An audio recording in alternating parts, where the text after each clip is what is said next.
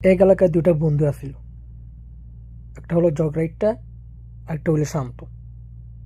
আর যেটা জগরাইটটা ওটা মনে করেন সবসময় এলাকার মানুষের পুটকিতে আঙুল দিয়ে বেড়ায়।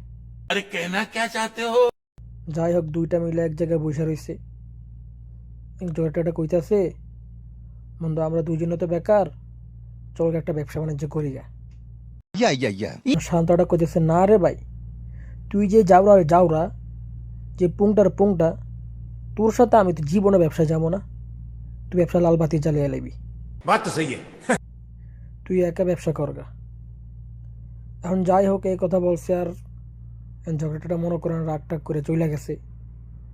এখন মেলা দিন পরে মনে করেন হিয়ালা আইছে, দামি গাড়ি, দামি স্যুট বুট, হাতে মনে করেন iPhone 17 Pro Max।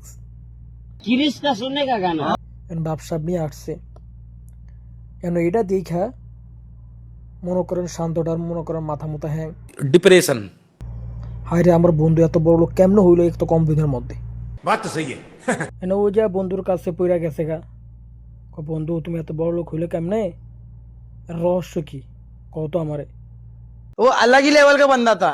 জয়টা কইতেছে, বন্ধু সবই ধৈর্য খেলা।